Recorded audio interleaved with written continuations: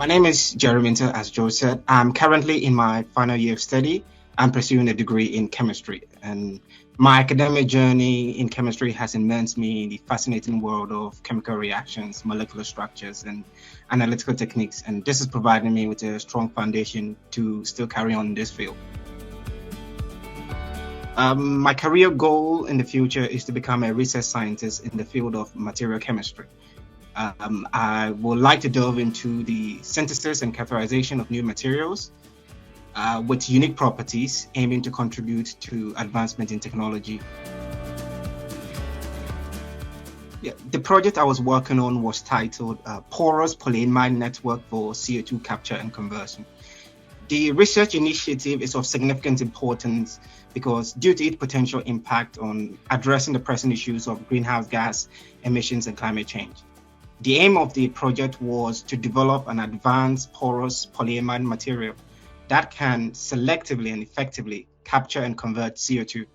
And we all know CO2 is a major contributor to global warming from industrial pollutions and natural sources.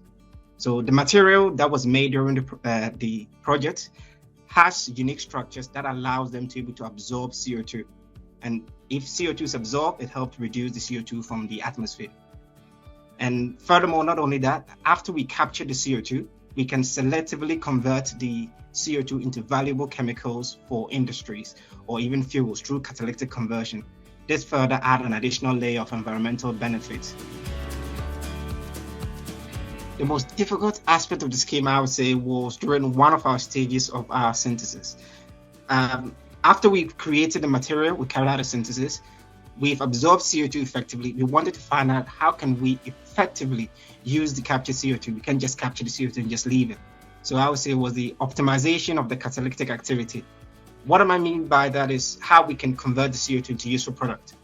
And overcoming this was a challenge. It required a multidisciplinary approach where I had to collaborate with researchers with expertise in chemistry, material science, and chemical engineering.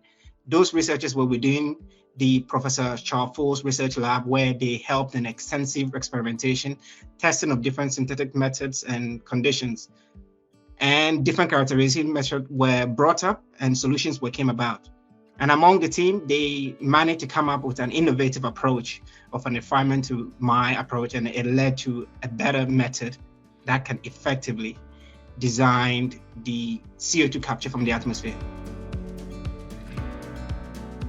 One of the most rewarding aspects of the scheme was the moment that the product we made was successful. After characterization, we found that it was able to actively capture CO2 and have conversion capabilities. I'm not the only one to say we were all excited. After we gained our result, presenting the findings to the Royce Summer Institute Conference Internship was very pleasing. I actually enjoyed to share my findings with the whole cohort that year. And also, a few months after that, publishing a research paper in the Material Frontiers about our research was also gratifying. Receiving feedback from peers in the scientific community. By working on this project, it has deepened my expertise in material science and given me more knowledge about environmental science and environmental engineering. This experience further solidified my interest in material science, giving me a sense of pursuing a career towards a material science. Positive outcome from the project was also an effective factor. After all, we were successful in being able to capture CO2 and convert it into a useful product.